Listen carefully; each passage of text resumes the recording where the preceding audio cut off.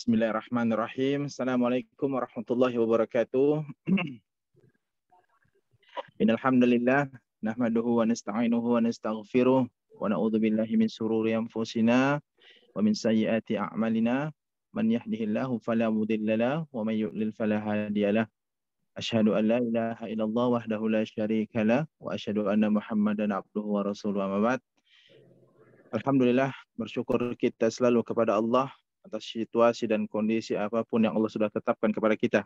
Segala puji hanya milik Allah yang masih mempertemukan kepada kita malam hari ini guna menuntut ilmu syar'i, dan semoga Allah Subhanahu wa taala mengistiqomahkan kita sampai Allah taala pisahkan roh dari jasad kita. Alhamdulillah, Ustaz guru kita sudah hadir di hadapan kita. Sehat selalu, Ustaz. Alhamdulillah. Senantiasa berkahi ilmu antum, menjaga antum dimanapun antum berada, Ustaz. Baik. Langsung saja kepada guru kami, Al-Ustaz Muhammad Rasyid, hafizahullah, falyatafaddal maskurah. Bismillahirrahmanirrahim. Assalamualaikum warahmatullahi wabarakatuh. Waalaikumsalam. Alhamdulillah.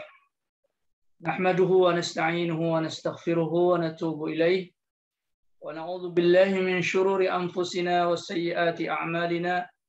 Man yahdihillahu fala mudilla lahu ومن يضلل فلا هادي له أشهد أن لا إله إلا الله وحده لا شريك له وأشهد أن محمدا عبده ورسوله لا نبي بعده اللهم صل وسلم وبارك على محمد وعلى آله وصحبه أجمعين وبعد اللهم لا سهل إلا ما جعلته سهلا وأنت تجعل الحزن سهلا إذا شئت سهلا. Ikhwati jazakumullah, para mahasiswa-mahasiswi yang dimuliakan oleh Allah Subhanahu wa taala. Hari ini kita kembali melanjutkan pembahasan kita di dalam Al-Qawaid Al-Fiqhiyah. Masih kita di kaidah al-yaqin la yuzalu bisyak. Keyakinan tidak bisa diragukan dengan keraguan, tidak bisa dihilangkan dengan keraguan. Sesuatu yang sudah jelas yakin tidak bisa kita ragukan dengan sebuah keraguan atau tidak bisa kita hilangkan dengan keraguan. Nah, di antara kaidah turunan yang akan kita bahas di malam hari ini adalah, kalau di bukunya itu halaman 205 ya, dalam buku Al-Wajiz Qawaid Al-Fiqhiyah itu halaman 215, yaitu kaidah turunan la yunsabu ila sakitin qaulun. La yunsabu ila sakitin qaulun. Yaitu tidak dinisbahkan kepada orang yang diam satu ucapan atau satu ketetapan. Tidak dinisbatkan kepada orang yang diam, orang yang tidak berbicara, diam, ya, tidak mau komentar, tidak mau bicara, qaulun satu ucapan. Qaulun di sini maksudnya satu ketetapan. Jadi kalau ada orang diam, tidak berbicara, maka kita tidak memberikan hukum apa-apa. Tidak bisa kita katakan dia menolak atau dia menerima. Ya. Dia menolak atau dia menerima, atau dia membenarkan atau dia menyalahkan. Kalau orang diam berarti tidak ada ketetapan sampai dia berbicara. Ya, ini kaidahnya. Kenapa? Karena orang diam itu tidak menunjukkan apa yang ada di dalam hatinya. Jadi kalau kita berbicara kan berarti apa? Kita sedang membicarakan atau mengungkapkan apa yang kita inginkan. Apakah kita ingin menerima, apa kita menolak, apa kita membenarkan, apa kita menyalahkan. Maka kita berbicara. Oh ya, saya setuju. Oh ya, saya tidak setuju. Nah, ini pembicaraan.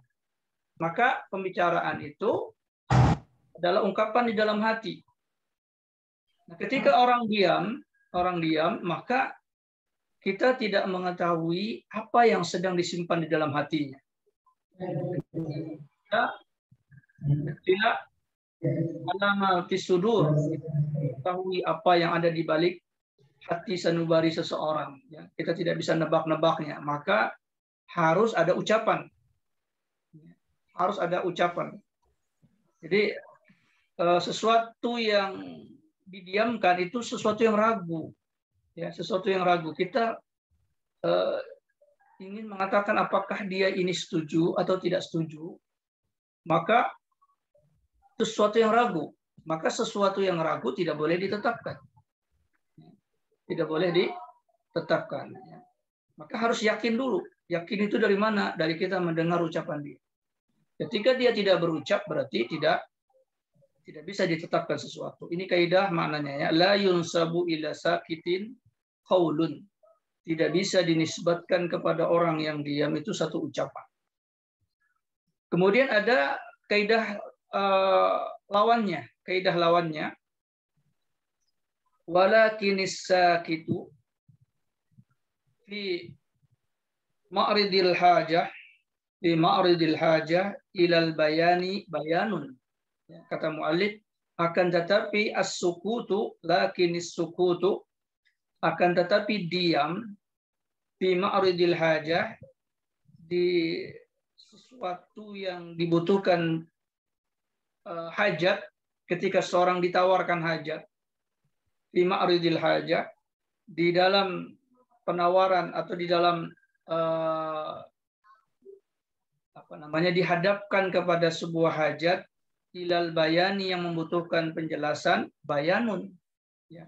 Jadi ketika orang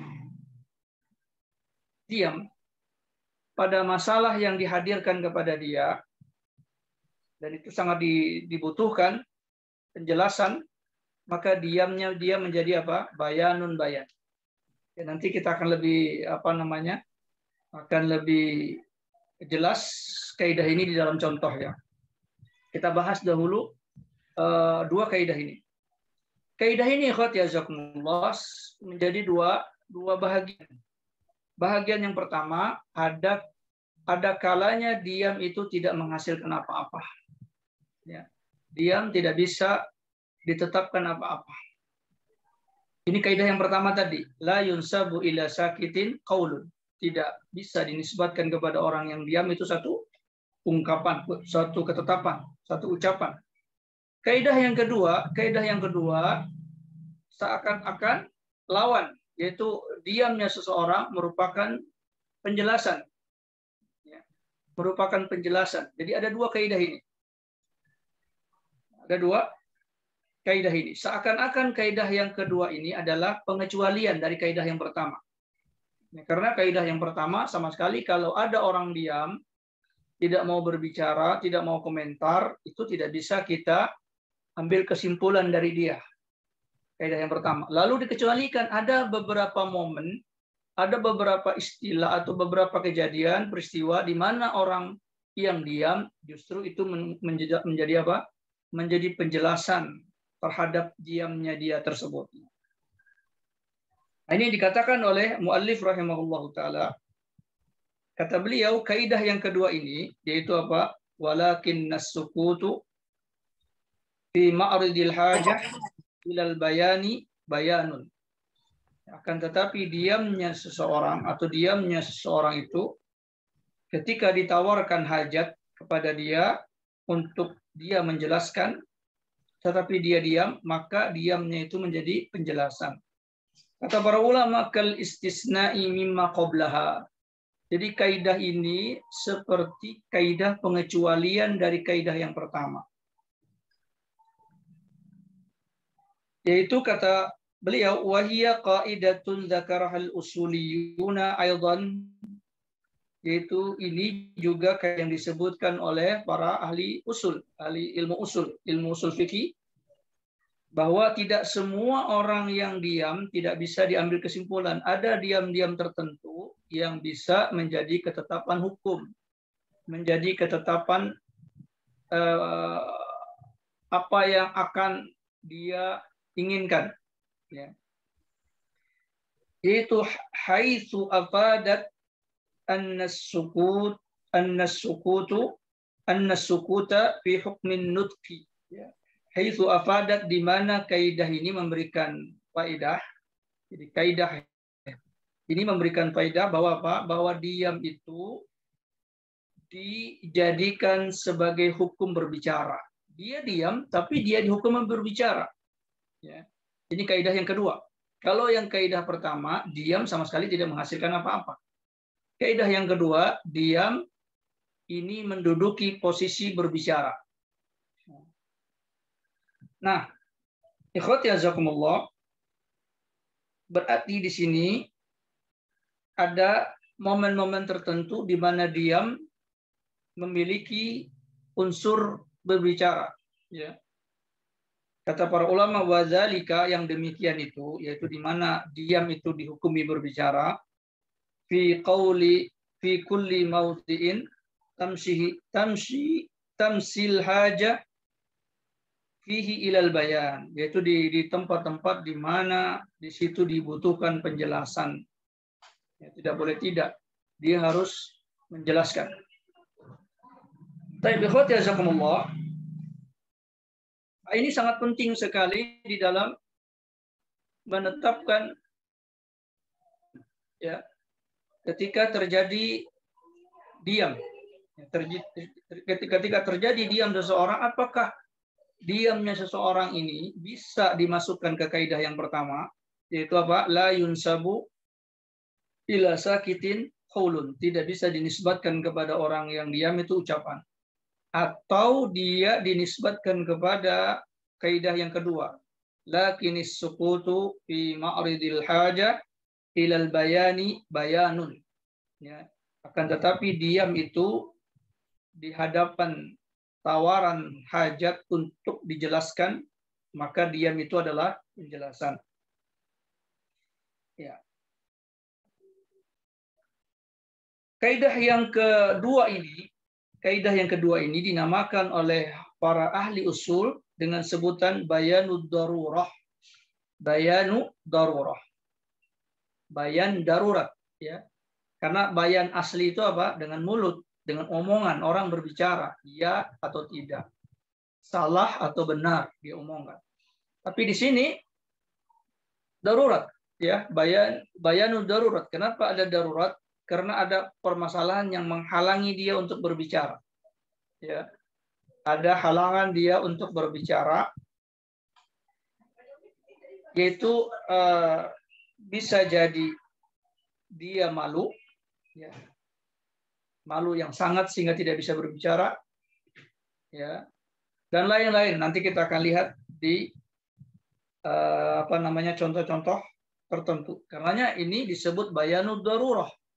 Ya, karena ada darurat yang menyebabkan dia tidak bisa berbicara, maka diamnya itu menjadi penjelas. Bayanud darurah. Para ulama mengatakan wa huwa nau'un min anwa'il bayan. Jadi diam itu merupakan salah satu di antara bentuk penjelasan. Ya. Di antara salah satu bentuk penjelasan.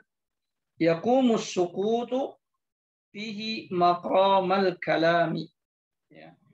Maka diamnya seseorang menempati posisi berbicara. Ya. Dipahami dari diamnya dia itu seakan-akan dia membicarakan sesuatu. Ini kaidah yang kedua, ya. Kaidah yang kedua. Imma li dalalati halin fil mutakallimi tadullu ala anna sukutahu law lam yakun bayanan maka yanbaghi lahu an yaskuta min anhu. Maka kata para ulama dari sisi mana penjelasan bahwa orang diam itu ada penjelasan? Yaitu kata para ulama, yaitu dilihat dari sisi keadaan orang yang berbicara ini.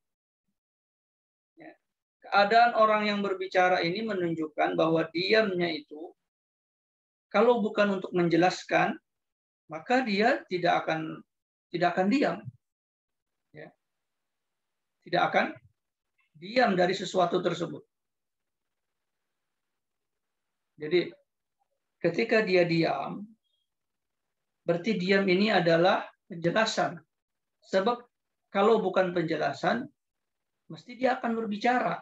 Tapi ketika dia tidak berbicara, maka ini adalah penjelasan terhadap perkara yang disodorkan kepada dia tersebut. Wadzalika yang demikian itu kasukuti sahibis syar'i sallallahu alaihi wasallam. Yang demikian itu salah satu contohnya adalah kasukuti sahibis syar'i, seperti diamnya pemilik syariat ini. Pemilik syariat ini maksudnya adalah Allah, kemudian Rasulullah. Kemudian Rasulullah sallallahu alaihi wasallam. Inda amrin yu'anihi, terhadap perkara yang berkepentingan terhadap beliau, terhadap syariat. Anit taghyiri awil ingkari, ya, baik itu perubahan syariat atau mengingkari sesuatu, fayakunu sukutuhu, maka jadilah diamnya Rasulullah atau pemilik syariat ini, yaitu Rasulullah sallallahu alaihi wasallam, iznan bihi, berarti izin dari Rasulullah untuk melakukan tersebut. Ya, semisal ikhwati azakumullah, ada perilaku-perilaku para sahabat melakukan sesuatu, lalu Rasulullah diam. Rasulullah diam. Tidak berkomentar. Padahal harusnya apa? Beliau harus berkomentar. Harus berkomentar. Misalnya kalau itu menyimpang, beliau harus katakan ini menyimpang. Tapi kemudian Rasulullah diam. Misalnya ini perkara yang merubah agama, merusak agama. Pasti beliau akan ngomong, nggak boleh, karena itu tugas Rasulullah SAW untuk apa? Menjelaskan kepada manusia ini mana syariat Allah, mana yang bukan. Sebagai contoh, misalnya ada seorang sahabat, dalam hadis sahih disebutkan, ada seorang sahabat yang sholat 2 rakaat setelah subuh. Setelah subuh. Lalu Rasulullah menghampiri sahabat tersebut. Beliau mengatakan, innama sholatus subhi raka'ataini. Kata Rasulullah, sholat subuh itu cuma 2 rakaat. Kenapa engkau ini melakukan menambah lagi 2 rakaat jadi 4 rakaat? Ya. Lalu orang tersebut menjawab, ya, ya Rasulullah, ini adalah 2 rakaat sunnah sebelum subuh yang belum aku sempat kerjakan, sehingga aku kerjakan setelah sholat subuh. Jadi ada hadis Rasulullah SAW, raka'atayil fajri khairum minad dunya wa ma fih. 2 rakaat subuh, ya, 2 rakaat subuh, raka'atayil fajr maksudnya adalah salat sunnah qabliyah subuh, itu lebih baik daripada dunia dan seisinya. Nah, kata sahabat yang mengerjakan salat 2 rakaat setelah subuh, dia mengatakan ini adalah 2 rakaat yang tadi belum aku kerjakan, sehingga aku kerjakan setelah salat subuh. Istilahnya mengqadha salat sunnah. Lalu Rasulullah diam. Ya, Rasulullah diam, tidak berkomentar apa-apa. Rasulullah diam. Maka diamnya Rasulullah Shallallahu Alaihi Wasallam ini menimbulkan satu ketetapan hukum bahwa beliau mengizinkan perkara tersebut, membolehkan perkara tersebut, dan perkara tersebut termasuk perkara yang baik sehingga tidak perlu diingkari dan didiamkan saja oleh Rasulullah Shallallahu Alaihi Wasallam. Didiamkan saja oleh Rasulullah Shallallahu Alaihi Wasallam. Maka diamnya Rasulullah SAW di sini tidak menganggur, dalam arti tidak bisa dipahami apa-apa. Tidak, tapi ini dipahami sebagai sebuah izin dari Rasulullah. Seakan-akan Rasulullah mengatakan, ya, perbuatanmu benar, kau lanjutkan, tidak masalah. Seakan-akan begitu. Ya.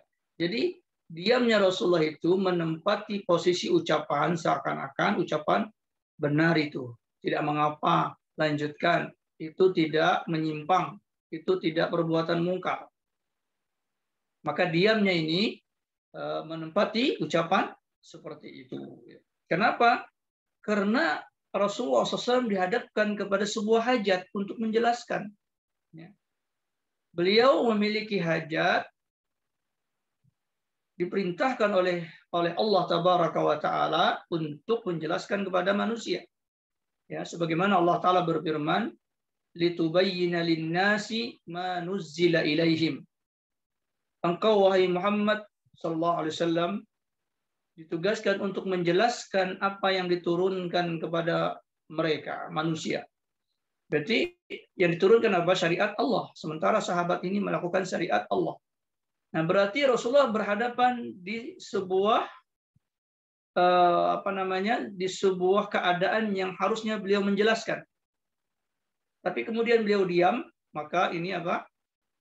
Maka ini termasuk perkara yang boleh dilakukan. Ya. Boleh dilakukan. Juga ikhwati jazakumullah, di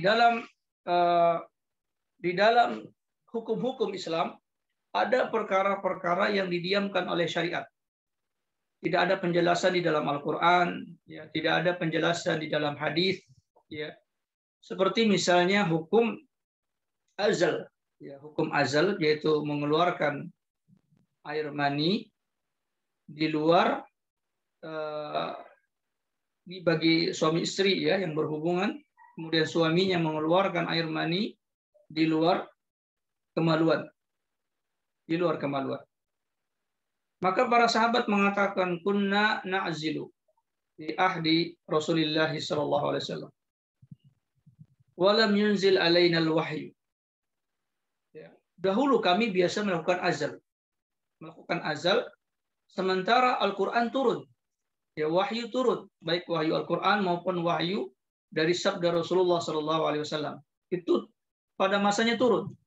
Tapi tidak ada satupun ayat Al-Quran, hadis Rasulullah SAW yang membicarakannya. Ya, membicarakannya. Berarti apa? Hukum azal, yaitu mengeluarkan air mani di luar kemaluan, ini hukumnya apa? Hukumnya boleh. Ya, hukumnya boleh. Begitu pula, kalau misalnya, ini saya tanyakan kepada para mahasiswa kalian, siapa yang bisa jawab, silahkan. Misalnya ada seorang perempuan haid, ya, saya ulangi lagi, ada seorang perempuan haid pas waktu zuhur, pas waktu zuhur dia suci, ya, mohon maaf, dia suci, waktu zuhur dia suci. Kemudian perempuan ini mengakhirkan sholat, ya, dia tidak kerjakan sholat di awal waktu, misalnya sholat zuhur jam 12 misalnya ya. Zuhur jam 12 dan pada saat jam 12 itu dia suci. Kemudian dia undurkan sholat itu sampai misalnya jam 1 atau jam setengah 2 atau jam 2. Ini kan masih waktunya zuhur ya, belum masuk waktunya asar. Dia mengulurkan waktu pengerjaan sholat sehingga dia kerjakan pada jam 2. Saat jam 2 ketika dia ingin mengerjakan sholat, tiba-tiba dia datang haid. Ya, datang haid. Tadi jam 12 belum haid. Jam 1 belum haid. Lalu dia ingin mengerjakan sholat, di jam 2 itu tiba-tiba dia mendapatkan dirinya haid. Pertanyaannya, apakah sholat tadi diqadha oleh dia, kalau dia lagi suci, kalau sudah nanti datang suci, apakah sholat zuhur tadi diqadha atau tidak? Ya, atau tidak. Jadi gambarannya apa? Pada saat sholat zuhur datang, itu dia kena hitop syar'i, karena kena perintah syar'i, yaitu apa? Mengerjakan sholat. Perempuan dalam keadaan suci, datang waktu sholat, berarti apa? Berarti dia kena perintah untuk mengerjakan sholat. Dan waktu sholat zuhur adalah panjang, ya, dari waktu zuhur sampai datang waktu asar. Jadi seandainya dia mengulurkan waktu sholat sedikit, maka tidak ada masalah. Kemudian dia undurkan, ketika dia undurkan sholat itu, di waktu jam 2, dia kedatangan haid. Kira-kira menurut para mahasiswa-mahasiswa sekalian, dia perlu mengqadha atau tidak? Ya, silakan, kalau ada yang berkomentar. Ustaz. Ya. Coba jawab. Ya. Menurut penjelasan yang antum paparkan tadi, dengan pertanyaan itu jelas. Bukan nama dulu sih. Nama Ana Supriyani, Ustaz. Iya, silakan. Dari paparan yang antum jelaskan tadi dengan pertanyaan itu berkaitan bahwa si Ahwat tadi sudah mendapatkan atau sudah masuk hukum syar'i dari sholat tersebut, yang mana diwajibkan sholat pada waktu yang telah ditentukan atau waktu sholat yang telah masuk begitu. Jadi kalau misalnya pertanyaan tadi dia itu haid pada waktu sholat, sedangkan tidak ada uzur syar'i karena dia menunda sholat tersebut, maka dari penjelasan tadi, Ana lebih condong kepada dikodok. Karena posisinya dia mengundur waktu sholat tidak ada uzur, kecuali mungkin ada uzur yang menyebabkan dia harus mengundur waktu sholat, sehingga ketika dia mau mulai sholat, qadarullah haid datang pada waktu itu gitu. Tapi kalau misalnya untuk dalam kategori apakah dikodok atau tidak, Ana lebih condong kepada dikodok karena itu dia sudah masuk pada hukum syar'i wajib sholat pada waktunya zuhur gitu. Baik. Apakah orang yang mengundurkan sholat masih dalam waktu sholat itu tidak diperbolehkan? Diperbolehkan, Ustaz. Nggak ada uzur ya, nggak ada uzur. Tapi itu masih waktu sholat.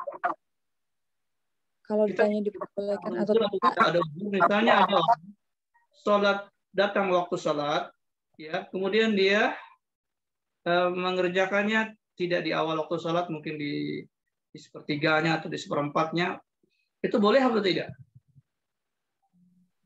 Insya Allah boleh, Ustaz, mengundur boleh. Waktu sholat. Ya, boleh. Sehingga kalau Ustaz, perkara boleh, berarti dia tidak salah di sini ya. Baik, mungkin ada yang lain bisa komentar?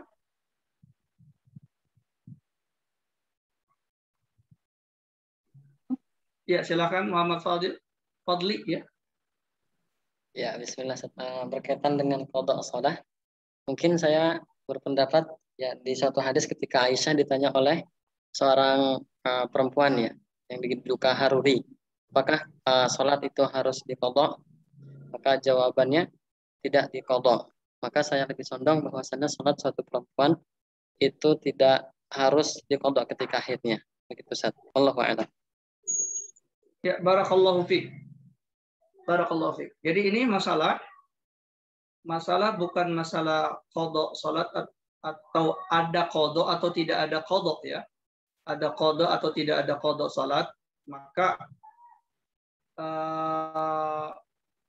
masalah qada salat ini hanya masalah bahasa saja. Masalah bahasa saja, tapi realitanya qada salat itu ada ya. Ada yang menyebutnya qada, ada yang menyebutnya adalah waktunya. Ya, seperti orang tertidur. Orang tertidur kemudian bangun, dia tertidur di waktu zuhur, kemudian bangun di waktu asar. Ya, bangun di waktu asar, maka pada saat itu berarti dia tidak mengerjakan zuhur di waktunya dan dia mengerjakan salat itu di luar waktunya.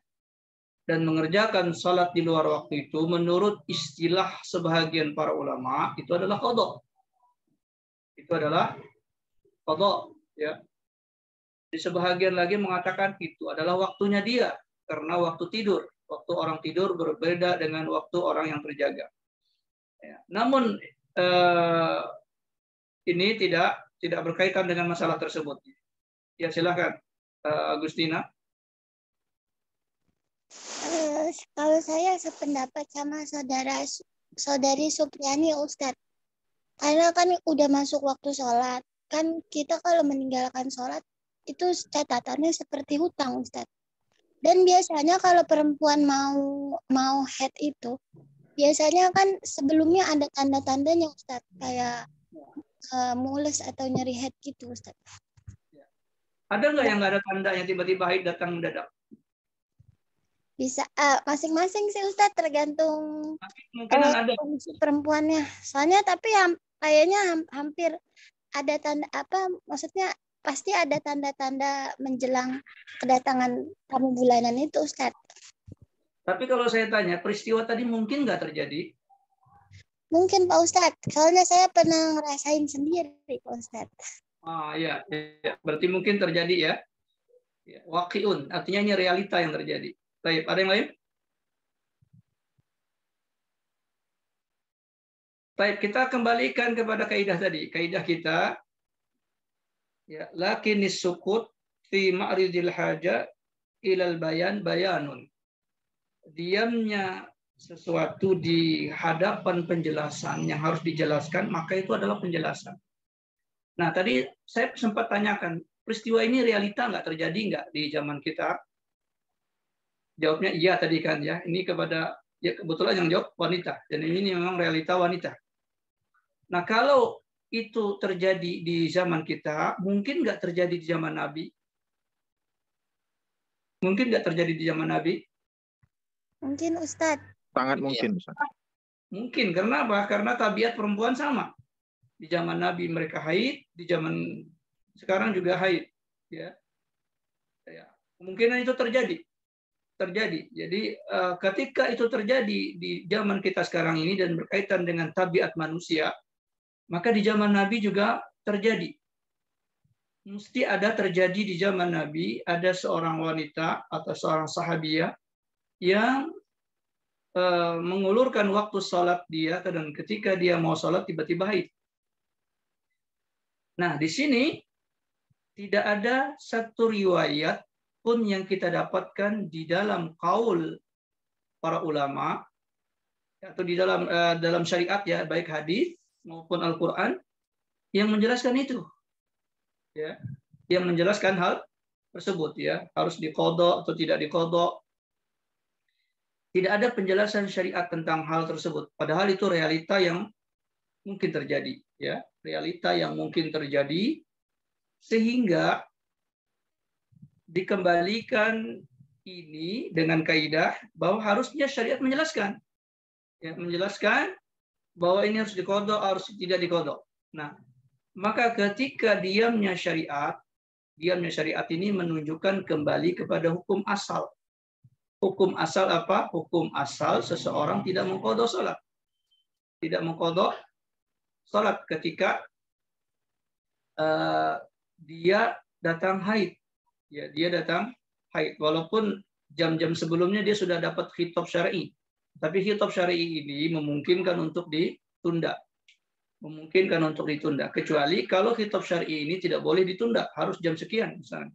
Tapi kalau dia disebut dengan wajib muwassa, kewajiban yang memiliki waktu yang lebih longgar, berarti dia boleh, baik dia ada uzurnya atau tidak. Jadi hanya masalah afdaliyah. Kalau dia sholat di awal waktu, dia dapat pahala yang lebih besar. Kalau dia mengundurkan sedikit, berkurang sedikit pahalanya. Dia mengundurkan lagi, berkurang sedikit pahalanya. Rasulullah mengatakan apa? Afdalul a'mali as-salatu ala waqtiha. Sebaik-baiknya amal itu adalah sholat di waktunya. Di waktunya. Berarti apa? Di waktunya itu ada waktu afdal, waktu pertama. Kalau dia berada di awal waktu, maka dia pahalanya besar. Kalau dia agak mundur sedikit, berkurang. Ya. Dan yang berdosa ketika orang dalam keadaan sadar, dalam keadaan tidak ada uzur, kemudian dia mengakhirkan sholat sampai keluar waktunya. Itu yang adalah perkara yang dia harus bertaubatnya. Jadi yang kuat kaul di dalam masalah ini adalah dia tidak mengqadhanya. Karena tidak ditemukan ada riwayat para sahabat mengqadha salat karena perkara tersebut. Padahal perkara ini apa? Perkara ini mungkin terjadi, tapi syariat mendiamkannya, tidak ada riwayat. Berarti apa? Dikembalikan kepada hukum asal, tidak ada qadha di dalam masalah tersebut ya. Nah, ini salah satu contoh tentang diamnya syariat di dalam sesuatu yang harus dijelaskan. Karena ini harus dijelaskan, kenapa? Karena peristiwanya mungkin terjadi. Jadi di dalam kaidah yang lain apa? Sukutu syar'i afun indallah. Ya. Diamnya syariat itu adalah pemaafan dari Allah. Ya, faqbalu afwillah, maka terimalah pemaafan Allah itu. Ya. Baik, kita lanjutkan.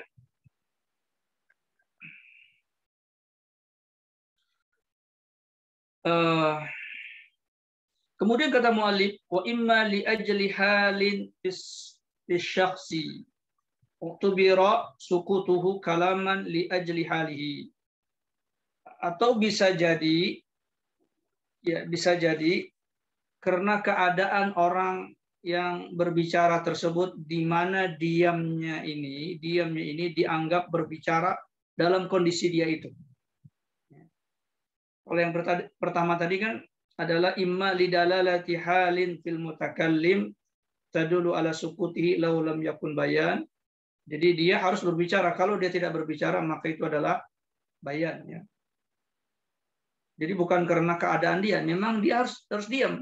Diamnya ini untuk menetapkan syariat. Yang kedua, ini keadaan seseorang. Keadaan seseorang yang membuat dia tidak bisa berbicara pada saat dia harus bicara. Ya. Maka di sini disebutkan oleh mu'allif kasukutil bikri al-balighati fi izazatin nikah li ajli haliha al-mujibah lil haya'i an bayani raghbah fil rijal. Ya, kata beliau seperti diamnya seorang wanita perawan, anak gadis, ya, anak gadis yang sudah balik, ketika dia ditanya tentang lamaran seorang laki-laki, terima tidak? Ya. Ini berbicara perempuan-perempuan zaman dahulu, ya. Kalau di sekarang, ya mungkin duluan dia yang berkomentar, ya. Karena rasa malu sedikit demi sedikit terangkat dari kehidupan para wanita ini karena banyaknya perkara-perkara yang di luar syar'i. Ya, pada intinya hal atau keadaan seorang wanita yang gadis, anak gadis, maka dia itu memiliki rasa malu yang lebih besar. Jadi ketika dia ditawarkan tentang seorang laki-laki yang ingin melamarnya, ya, kemudian dia tidak menjawab. Kalau menjawab ya sudahlah, itu jelas kan? Ya misalnya saya mau, saya tidak, jelas. Nah di sini ada keadaan di mana dia tidak menjawab.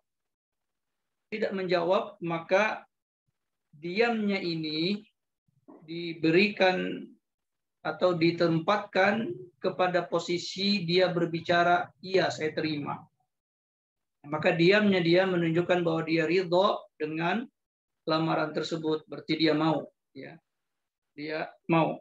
Kenapa? Karena menyimpan rasa tidak suka dengan menyimpan rasa suka itu lebih gampang menyimpan rasa suka ketimbang tidak suka. Jadi orang kalau sudah nggak suka, dia nggak bisa nyimpan dalam hatinya. Dia akan menunjukkannya dengan ucapan. Ya. Daripada nanti menderita, ya sudah nggak suka diterima juga, diam, maka biasanya orang lebih berani mengatakan tidak, ya. Tapi ketika mengatakan iya, itu rasa malu itu lebih besar, ya. Maka di sini apa? Dia harus menjelaskan karena ditawarkan. Kamu mau apa enggak? Ya. Maka dia diam di situ, padahal dia harus menjelaskan. Maka ini dianggap bahwa dia berbicara dengan mengatakan iya, walaupun dia apa? Diam. Ya. Kemudian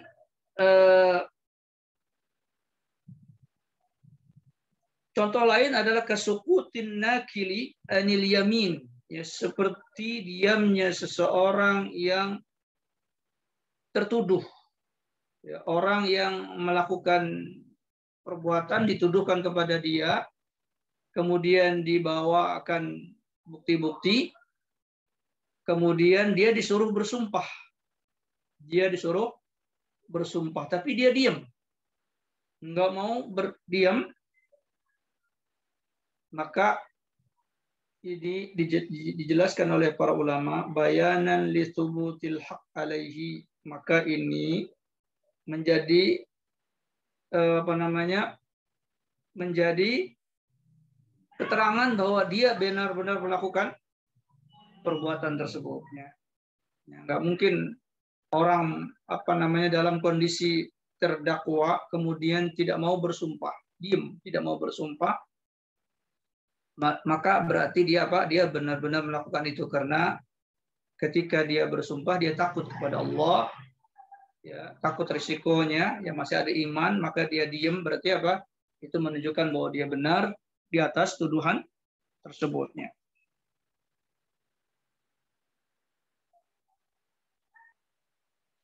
Kemudian sebab yang ketiga di mana diam itu dianggap sebagai ucapan adalah li darurati daf'il ghurur, ya, karena ada darurat di mana dia harus dihilangkan kesamaran, ya, dihilangkan kesamaran, li darurati daf'id ghurur, ya. Jadi kalau dia diam, ini akan menyebabkan akan ada kesamaran, ya, akan ada kesamaran. Jadi harus ada kesimpulan. Jadi nggak bisa kita tinggalkan perkara tersebut. Ya sudah, kalau dia diam berarti tidak ada kesimpulan. Maka ini tidak menyelesaikan masalah. Padahal ini pada posisi di mana darurat, ya, darurat akan adanya kesamaran, akan adanya ketidakjelasan. Ya, maka ketika dia diam itu akan diambil kesimpulan seakan-akan dia membicarakan sesuatu. Ya, seperti apa? Kasukutus syafi' an talabis suf'ah ba'da ilmihi bil bai', ya. Ij'ala sukutahu isqatan lisyuf'ah lidaf'id darar anil mushtari, ya. Jadi seperti diamnya orang yang bergabung, ya, bergabung di sebuah kepemilikan. Misalnya sebuah tanah ini dibeli oleh misalnya 4 orang. 4 orang berserikat, ngumpulin duit sama-sama, beli tanah. Tanah misalnya harga 1 miliar. 1 miliar dibagi 4 berarti masing-masing 250 juta, 250 juta ngumpulin duit, berempat terkumpullah uang 1 M, belilah tanah. Maka orang berempat ini dinamakan apa? Asy-syafi', syufa'a, bi suf'ah, di dalam hak untuk mengelola tanah tersebut. Ya. Nah, lalu ada orang yang ingin melepaskan haknya, ya. Dia ingin melepaskan hak dia karena dia butuh duit, ya. Dia butuh duit. Tadi dia beli tanah itu sama-sama, tapi sekarang dia butuh duit dan dia nggak mungkin menjual seluruh tanah karena itu bukan haknya dia. Haknya dia hanya sebagian, 1/4 dari tanah tersebut. Maka karena dia butuh duit, dia ingin menjual tanah bagian dia ini. Dan ikhwati jazakumullah, orang yang berserikat di sebuah tanah itu nggak boleh menjual tanah ini ke orang lain, ya, sebelum dia tawarkan kepada teman-teman serikatnya di tanah tersebut. Ya, dia butuh duit, saya butuh duit 250 juta karena ini ada tanah saya di sini, maka dia harus tawarkan dulu kepada orang-orang yang berserikat tersebut. Mau nggak kalian membeli tanah saya? Saya ingin melepaskan diri dari hak ini. Dari hak ini. Atau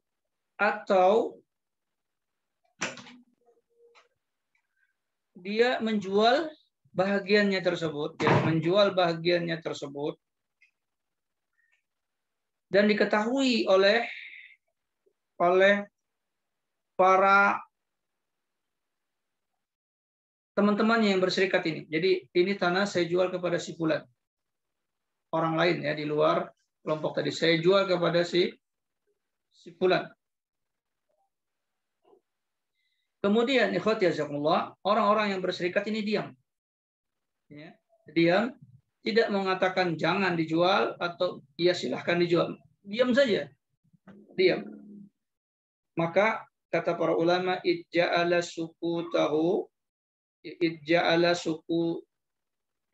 sukutuhu isqatan lisyuf'ah lilafid darar anil mushtari.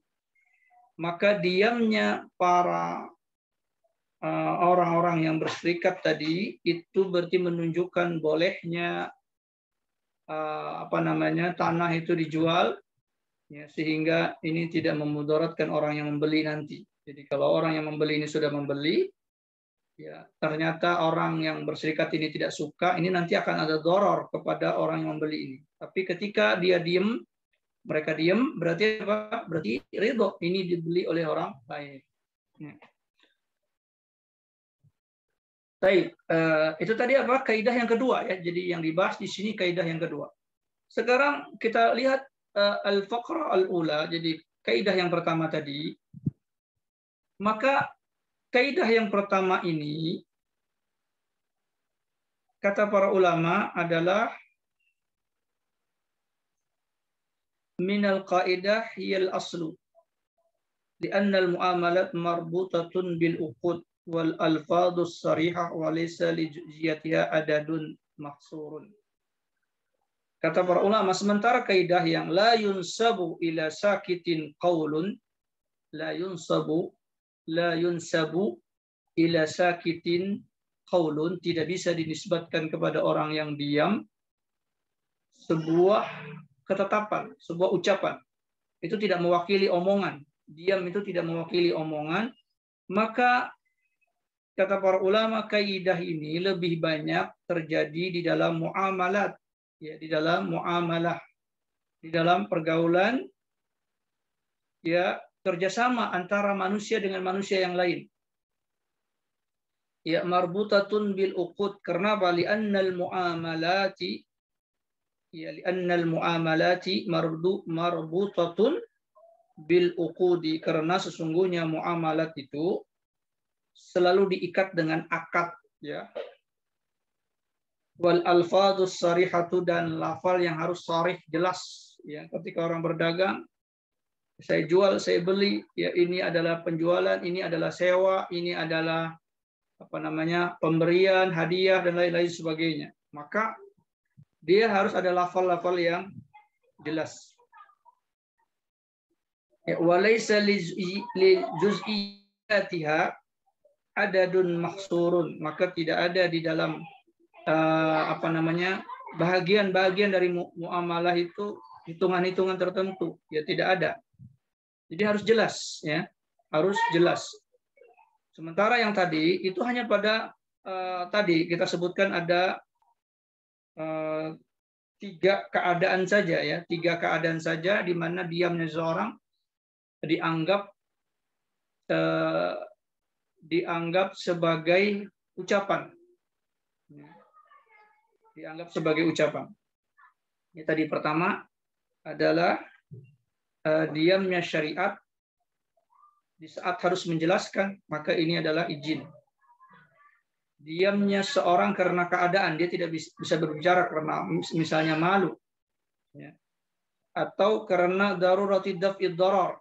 Enggak mungkin orang tidak berbicara kalau di hadapan dia ada mudarat. Berarti kalau dia tidak berbicara berarti tidak ada darurat, tidak ada mudarat yang menimpa dia, maka dia diam, seperti hak sub'ah tadi.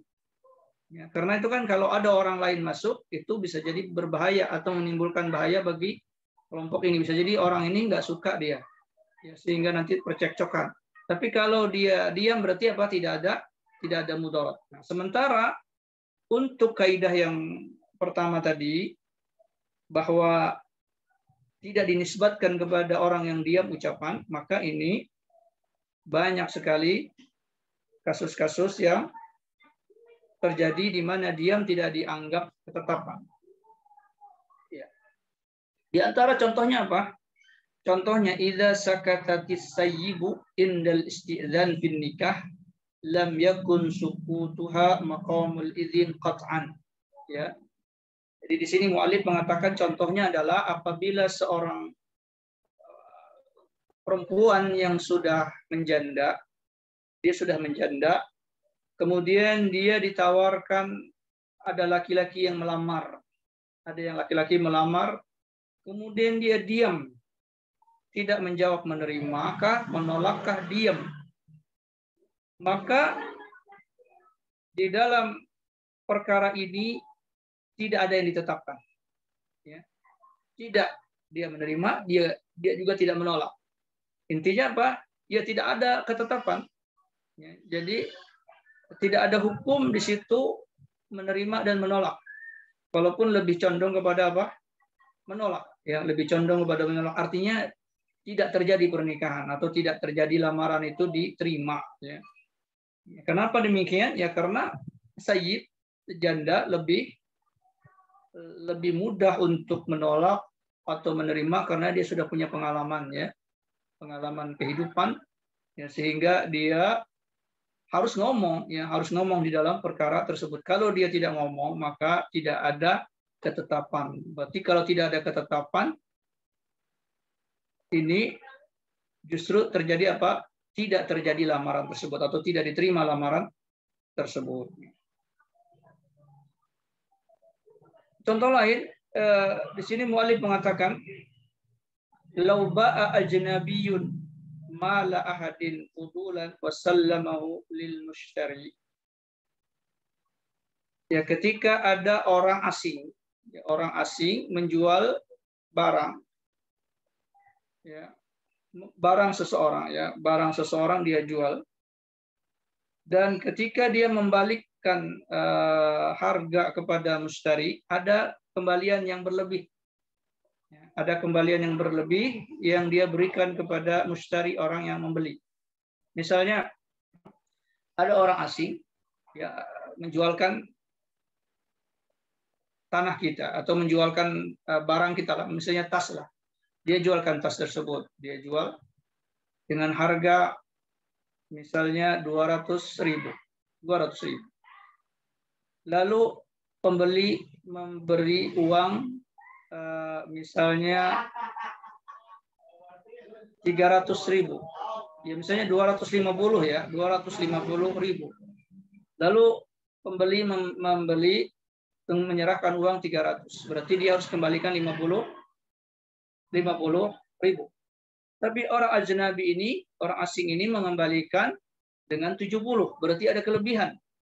Ya, ada kelebihan 20.000. Ada kembalian 20.000. Ya. Nah, wasahibul mal, sementara pemilik harta ini melihat penjual belian tersebut, transaksi tersebut. Jadi pemilik barang ini melihat, ya, orang yang berjual beli ini, ya, menjualnya dan menyerahkan, wa huwa sakitun, dan dia tahu ada kelebihan yang diberikan kepada pembeli tadi. Wa huwa sakitun, dia diam. Au balaghahu fasakata, atau telah disampaikan kepada dia cerita tentang jual beli tadi, diam, dia tidak menyaksikan tapi diceritakan. Ini tadi si fulan tadi mengembalikan lebih. Fasakata, ya, kemudian dia diam, maka la yu'addu sukutuhu tauqilan bil bai' wala izajah. Ya. Maka diamnya seseorang ini, pemilik harta tadi, itu tidak dianggap sebagai wakil penyerahan jual beli tadi. Oh, sudahlah, karena dia sudah saya wakilkan, maka dia jual sesukanya dia. Wala izazatun, dan juga tidak berarti itu pembolehan. Maka di sini berarti apa? Berarti orang ajnabi tadi, orang lain ini tadi harus doman, harus mengganti uang 20 tadi. Ya. Uang kelebihan 20 tadi. Karena apa? Karena pemilik barang ini tidak ada yang mencegah dia untuk tidak berbicara. Tidak ada yang mencegah dia untuk tidak berbicara. Ya, dia malu juga, dia hartanya dia, ya. Dia juga bukan pemilik syariat. Dia juga tidak ada doror di situ, ya, karena yang menjual orang lain. Jadi doror itu kalau dia sendiri yang menjualnya. Tapi kalau orang lain, ya, kalau dia lebih, berarti orang lain itu harus mengganti ke dia. Maka di sini penjual yang melebihkan pengembalian ini harus mengganti uang lebih tersebut. Jadi harus dia menyerahkan tetap kepada pemilik barang ini uang 250.000. Jadi dia tidak bisa menyerahkan uang misalnya 230 dikurangin 20 tadi karena dia salah mengembalikan. Ya. maka tetap harus diganti.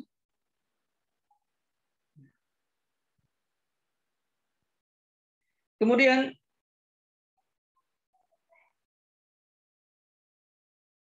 adapun contoh-contoh yang lain, mohon maaf ya, tadi itu masih dalam contoh yang fakroh yang pertama tadi ya, masih dalam contoh yang pertama. Sementara fakroh yang kedua yaitu ucapan diamnya seorang menempati ucapan, ini dikatakan oleh para ulama masalahnya sangat sedikit sekali. Ya, konteksnya sangat sedikit sekali. Ya. Sangat sedikit sekali. Ya, disebutkan hanya sekitar 40 lebih masalah di dalam fikih. Ya, 40 masalah lebih di dalam fikih ya. Jadi yaitu diamnya seseorang menempati omongan. Ya. Sementara tadi yang tadi kita sebutkan ini adalah contoh-contoh yang pertama ya. Jadi yang seorang janda apabila ditawarin kemudian dia diam saja, maka ini tidak menimbulkan hukum apa-apa. Ya, jadi artinya lamaran tidak terjadi. Begitu pula tadi orang yang menjual itu tidak menimbulkan hukum apa-apa, dia tidak memberikan izin, dia tidak juga membolehkan atau mengiyakan, berarti harus mengganti. Ini contoh bahwa diam tidak memberikan hukum apa-apa.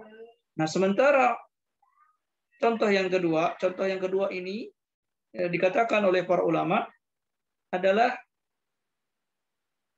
permasalahannya sedikit, ya peristiwanya sedikit, ma'dudatun bil istiqra, ya dia hanya pada contoh-contoh yang sangat terbatas sekali ya, yaitu di antara para ulama ada yang menghitungnya hanya 40 lebih masalah. Ya, 40 lebih masalah, tidak sampai 50 masalah. Ya seperti diamnya seorang perawan ketika ditawarkan oleh walinya untuk menikah. Ya. Kemudian diamnya seorang perawan ketika bapaknya menentukan mahar dari calon suaminya. Ya, misalnya bapaknya bilang maharnya ini sekian, kemudian pikir ini diam, berarti itu adalah setuju, ya berarti iya. Ya, suku tuha idza balagat al-bikran fala khiyara laha ba'dahu.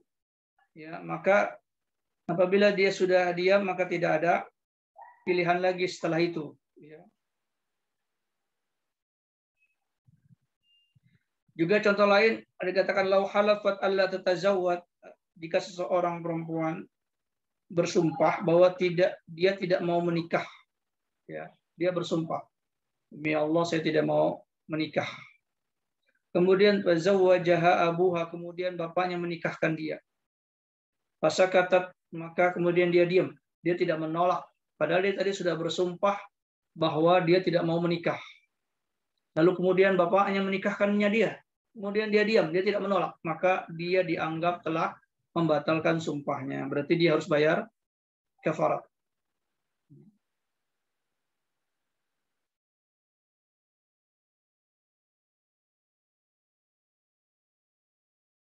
Ya.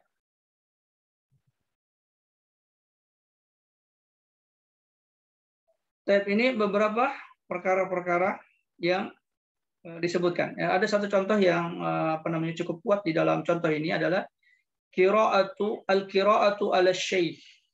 Jadi seorang murid membacakan buku ke hadapan gurunya.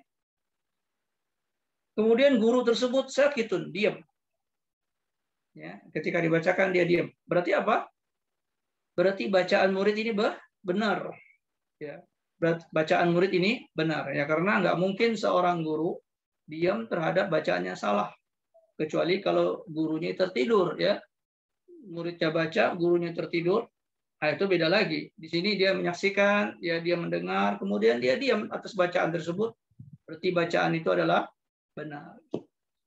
Ya. Baik, ini kaidah yang kita bahas di malam hari ini. Kalau ada pertanyaan, falyatafaddal mas'ur, silakan.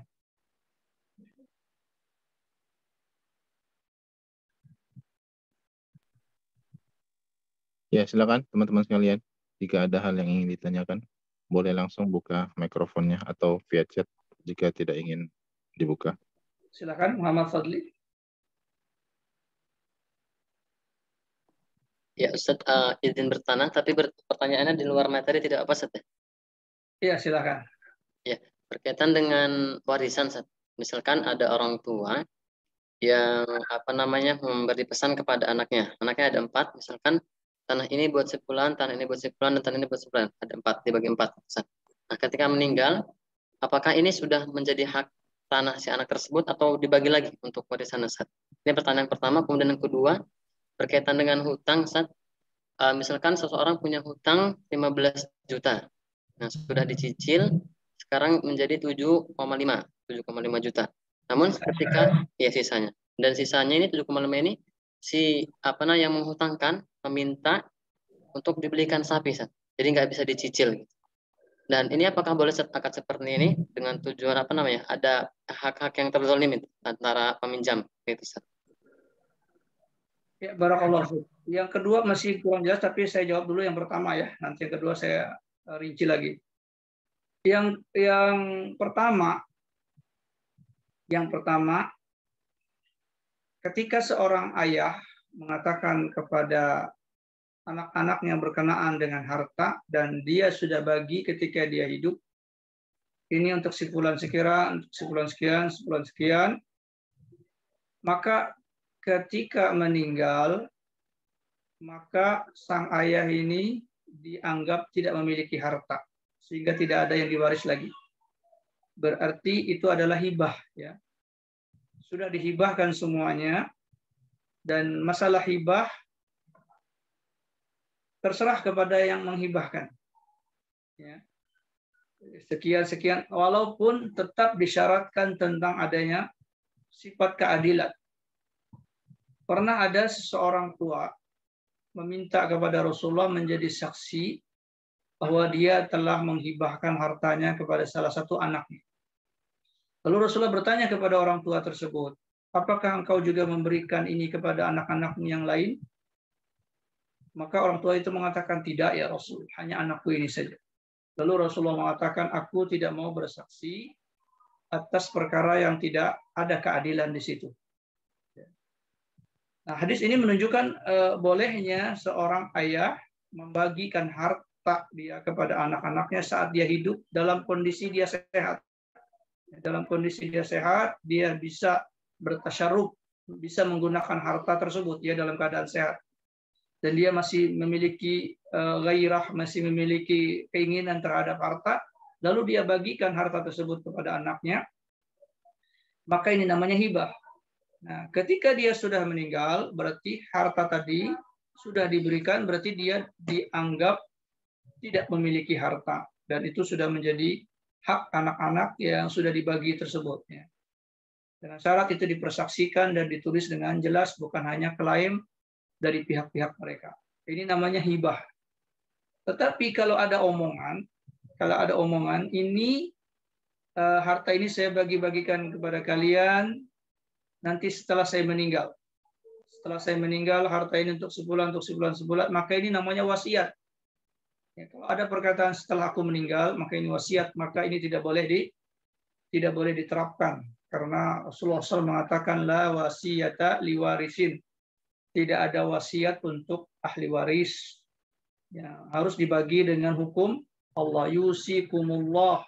Allah berwasiat kepada kalian. Maka wasiat Allah itu adalah wajib untuk ditunaikan. Wasiat manusia saja wajib kita tunaikan, maka wasiat Allah juga wajib untuk kita tunaikan. Maka wajib pakai hukum waris. Tapi kalau sudah dibagi ketika hidup, maka itu namanya hibah. Ya. Wallahu alam, ini boleh. Ya. Adapun masalah yang kedua apa tadi? Berkaitan dengan hutang, Ustaz. Jadi seseorang punya hutang 15 juta. 15 juta. Ya, sudah dibayar dengan sisanya jadi 7,5 juta. Nah, ini si yang meminjamkan meminta 7,5 ini langsung dibelikan 1 ekor sapi, Ustaz. Begitu. Ya. Ekor sapi. Jadi tidak boleh dicicil lagi. Nah, apakah akadnya jelas apa boleh? Dia minjamnya uang. Kenapa? Dia minjamnya uang. Iya, dulu uang minjamnya. Ya, kalau dia meminjamnya uang, maka dia digantikan dengan uang juga. Ya, karena kalau dia menggantikannya dengan sapi, maka bisa jadi ada perbedaan harga di situ. Ya, kemudian ada manfaat di mana dia menggunakan jasa orang itu untuk membelikan sapi. Pasti dia butuh tenaga, butuh pengangkutannya dan sebagainya. Yang walaupun mungkin harga sapi ini 7.500.000 sisa hutang tadi ya, tetapi di situ ada ongkos dia jalan untuk membeli sapinya, mengantarkannya dan sebagainya, atau paling tidak ada waktu yang dia gunakan untuk membeli sapi tersebut, maka di sini ada kelebihan pengembalian dalam bentuk manfaat. Dan kaidahnya apa? Kullu qardin jara naf'an fahuwa riba. Setiap hutang piutang yang di situ ada manfaat berlebih, maka itu adalah riba.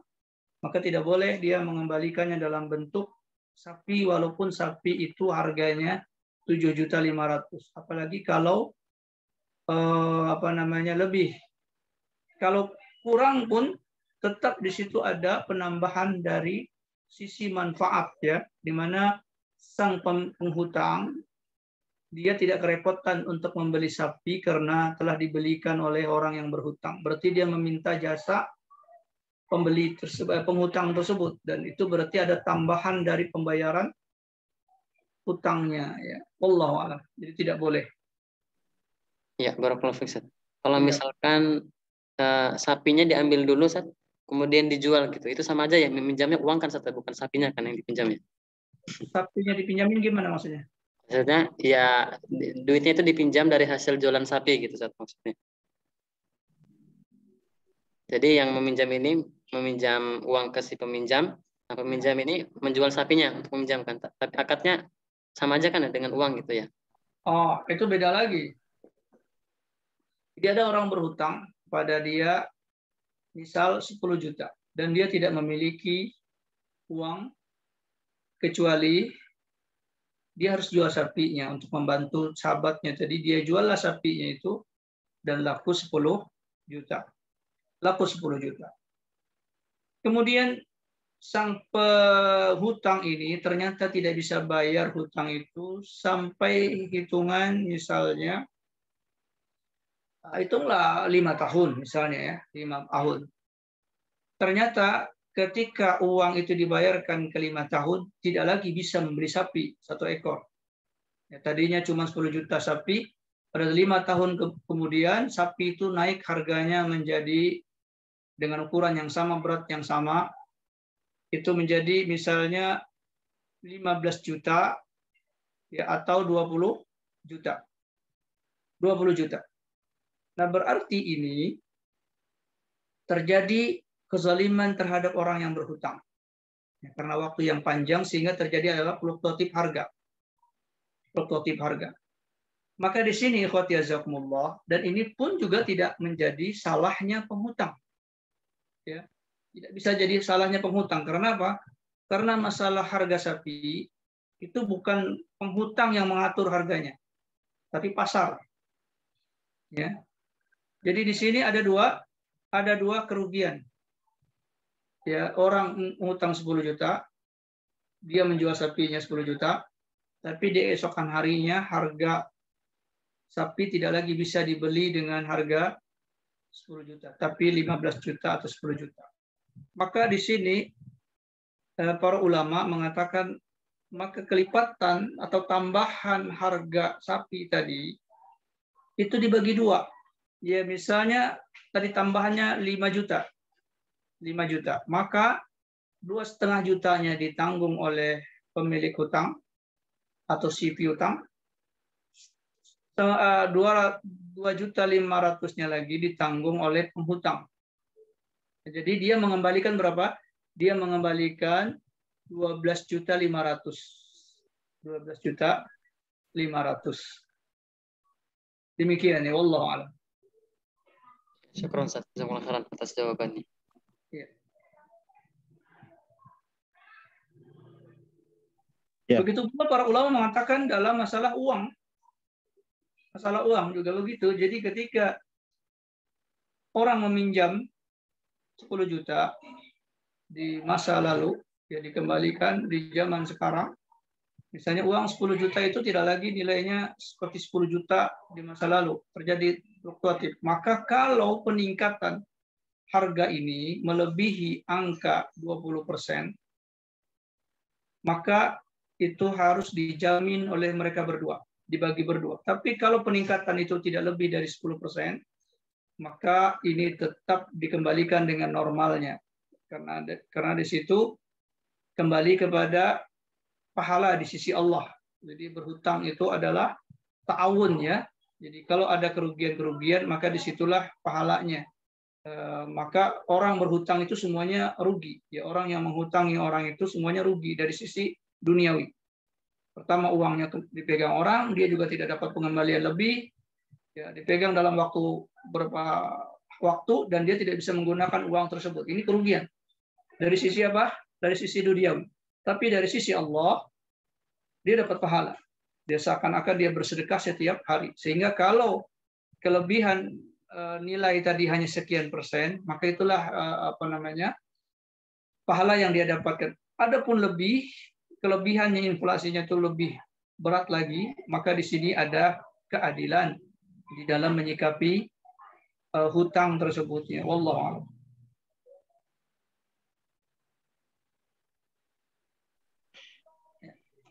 Ada yang lain? Bismillah Ustaz, boleh bertanya di luar tema? Iya, silakan. Ya, ini Ustaz sedikit ada dilema bahwa ada beberapa hamba Allah ketika berkonsultasi, beliau mengatakan tidak bisa tidur selama 2 tahun. Nah, dalam hal ini terus berkonsultasi, kita sudah berikan solusinya, namun konsultasi yang sama terus diulang. Nah, ketika beliau pejamkan matanya, ini seperti ada yang mencekam. Nah, sehingga beliau bangun dan tidak bisa tidur, dan anak-anak serta bayinya menjadi korban. Nah, apakah yang seperti ini boleh kita blokir, Ustadz, sementara kita ketahui bahwa ada ayat Allah yang mengatakan wa ta'awanu 'alal birri wa taqwa, kemudian hadis Nabi khairun nas anfa'uhum linnas. Bagaimana menanggapi hamba Allah yang seperti ini, Ustaz? Apa yang masalah dari dia kepada kita ya, sehingga kita memblokirnya? Oh, jadi itu pasien ini, Ustaz, Ruqyah. Oh, ya, selalu berkonsultasi sehingga tidak selesai-selesai urusannya ya? Iya, betul, Ustaz. Sementara ketika kita tidak membantu, kita tahu bahwasanya itu adalah sesuatu yang sulit bagi beliau, karena kita tahu gangguan itu ada dan yang jadi korban itu anak dan juga istrinya. Sementara beliau jauh di Sukabumi, kita juga mau ke sana juga butuh waktu. Nah, sementara kita kasih solusi, kita tarbiyah, tazkiyah, tapi tidak juga dilaksanakan. Nah, kita blokir agar beliau itu tidak mengeluhkan lagi gitu, Ustaz. Bagaimana? Apakah itu kita termasuk berdosa? Ya Allah alam, di dalam hal ini ada kemaslahatan yang rajih, yang kembali kepada kita, dan itu dipertimbangkan setelah ikhtiar atau setelah membantu yang cukup. Maka setiap orang yang membantu itu tidak disyaratkan harus sempurna bantuan tersebutnya. Apabila dia telah menunaikan sebahagian yang telah diperintahkan Allah dalam membantu manusia, kemudian itu tidak bisa tuntas dan meneruskan perkara itu akan menimbulkan satu kemudaratan bagi pribadi dia, maka tidak mengapa dia memutuskan untuk mengakhiri bantuan tersebutnya. Wallahu a'lam. Ya, mungkin ke Agustina. Silakan. Ustaz, kan kalau lafaz itu kan ucapan ya Pak Ustadz. Karena lafaz itu ucapan, Ya. Yang dimaksud misalnya ucapan itu doa itu bagaimana Pak Ustadz? Misalnya kita cuma ngomong gini, hati-hati jangan makan itu misalnya. Terus nanti dibilangnya hati-hati kalau ngomong nanti jadi doa. Itu gimana Pak Ustadz? Ya, barakallahu fiik. Ya, perbincangan itu dikatakan menjadi doa di tempat-tempat tertentu, di kondisi-kondisi tertentu, tidak di semuanya. Tidak di semuanya. Ya, seperti apa? Seperti kita misalnya menghadiri jenazah. Menghadiri jenazah, maka di situ kita tidak boleh mengucapkan kecuali yang baik. Karena apa? Karena setiap ucapan kita diaminkan oleh malaikat sebagaimana hadis Rasulullah SAW, "Idza hadartumul mayyit fala taqulu illa khairan fa innal malaika yu'minuna ala ma taqulun." Apabila kalian menghadiri jenazah, maka janganlah kalian mengucapkan kecuali ucapan-ucapan yang baik, karena malaikat akan mengaminkan ucapanmu. Jadi semua ucapan itu diaminkan. Nanti kalau dia berucap buruk, maka menjadi keburukan bagi sang mayit, ya, karena malaikat mengaminkan. Karena pada saat kematian itu malaikat banyak menghadiri jenazah tersebut, ya. Jadi sejauh mata memandang malaikat penuh di situ. Maka ketika orang menghadiri jenazah, maka dia tidak boleh berucap kecuali ucapan-ucapan yang baik. Atau seperti seseorang yang berkata kepada anaknya, ya, maka hendaklah dia mengucapkan kata-kata baik, ya, karena di situ ada unsur doa dari orang tua, harapan dari orang tua kepada anak-anaknya tersebut. Adapun di momen-momen yang lainnya, tidak semua kita berbicara kemudian menjadi doa, ya. Karena di situ Allah tahu apa yang kita maksud. Ada orang yang ingin menasihati, ada orang yang ingin melepaskan seseorang itu dari bahaya, maka dia berbicara. Ya, maka tidak semua apa-apa yang kita ucapkan jadi doa. Oh, bahaya kalau kita berucap segala sesuatu kemudian jadi doa, ya. Maka kita lihat momen-momennya dan keadaan-keadaannya. Jadi tidak semua ucapan itu menjadi doa, ya. Walaupun pada umumnya kita dianjurkan untuk mengucapkan hal-hal yang baik, ya. Wallahu a'lam. Ya, kemudian kasusnya begini, Ustaz, terkait doa tadi, bahwasanya kalau tidak salah, wallahu a'lam, Ustaz, benar atau tidak, bahwa ibu daripada Syekh Sudais waktu dia kecil memarahi Syekh Sudais karena menyiramkan pasir di atas makanan yang sudah dihidangkan oleh ibunya. Dalam kondisi marah yang memuncak, ibunya mengatakan, "Semoga engkau menjadi imam Masjidil Haram." Dalam keadaan marah memuncak. Nah, itu sampai saat ini terjadi. Beliau jadi imam. Nah, apakah boleh diperkenankan dalam Islam kita berdoa dalam kondisi marah yang memuncak? Ya, itu tadi yang kita sebutkan, di antara makomnya ada tempatnya seseorang tidak boleh berucap dengan ucapan kecuali dengan ucapan-ucapan khair. Di antara makomnya itu posisinya adalah seorang tua kepada anaknya, ya, kepada anaknya. Karena apa? Karena orang tua itu memiliki harapan kepada anaknya. Dia memiliki harapan kepada anaknya. Anaknya menjadi ini, menjadi itu, dan sebagainya. Maka setiap orang tua ketika mendapatkan anaknya, maka dia memiliki harapan-harapan anaknya jadi ini, jadi itu, dan sebagainya. Maka harapan-harapan ini akan keluar dari mulut-mulut tersebut. Ya, maka dia harus waspada dengan apa yang dia ucapkan terhadap anaknya. Ya, karena ada makom pengharapan tersebut. Beda ketika kita kepada orang lain. Ya, kita tidak punya harapan apakah orang ini mau jadi baik, menjadi buruk. Bukan keluarga saya, bukan anak saya misalnya. Artinya dari titik perhatian, ya. Walaupun ada harapan kita kepada orang lain, tapi tidak akan sama dengan harapan seseorang itu kepada anaknya.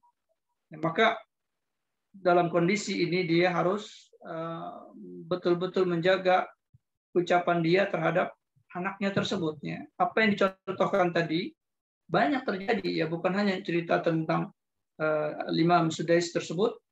Di banyak kisah kita dapatkan ada orang-orang yang berkata demikian kepada anaknya, maka itu terjadi, ya. Maka itu terjadi. Artinya seburuk apapun anak itu jangan kita katakan demikian. Ada seorang ibu yang sangat marah kepada anaknya. Dalam kondisi marah, orang tuanya itu mengatakan cerita apa namanya, di dalam Sahih Bukhari disebutkan cerita tentang siapa namanya yang dia ibunya memanggil dia ketika di dalam sholat, ya. Kemudian anaknya itu tetap sholat, maka ibunya mengatakan, tidaklah mati engkau kecuali engkau melihat pelacur. Ya. Itu adalah ungkapan marah, kesal. Tapi kemudian terjadi, ya, terjadi sehingga dia melihat pelacur. Ya, untung orang tuanya tidak mengatakan engkau berzina dengan pelacur, tapi hanya mengatakan engkau melihat pelacur. Ya, maka ini makomnya tadi apa? Makom pengharapan. Makom pengharapan. Maka dalam makom pengharapan ini seseorang tidak boleh mengatakan kecuali yang baik-baik yang dia inginkan kepada anak-anaknya tersebutnya. Wallahu a'lam. Ya, syukran Ustaz. Ya, ya, saya rasa cukup apa yang kita bahas di kesempatan malam hari ini. Mudah-mudahan apa yang kita bahas menjadi ilmu yang bermanfaat, walaupun sedikit yang kita sampaikan di kesempatan kali ini, dan menjadi ilmu yang antum bisa terapkan di dalam permasalahan-permasalahan fikih dan kehidupan. Baik, naftatim hadzal barnamij wa ufawwidul amri ila sahibul barnamij ila sahibil barnamij falyatafadhal. Silakan ke pembawa acara lagi. Iya. Jazakallahu khairan Ustaz atas ilmu dan juga waktunya. Mudah-mudahan Allah senantiasa lindungi kita semua dari fitnah dunia, fitnah kubur, dan terkhusus fitnah di akhirat kelak. Semoga Allah Subhanahu wa taala mengistiqomahkan kita di atas agama Islam dan sunnahnya yang mulia ini. Kurang lebihnya, mohon maaf bila ada salah-salah kata. Kita tutup dengan doa kafaratul majlis. Subhanakallahumma wa bihamdik asyhadu an la ilaha illa anta astaghfiruka wa atubu ilaik. Assalamualaikum warahmatullahi wabarakatuh. Waalaikumsalam warahmatullahi wabarakatuh.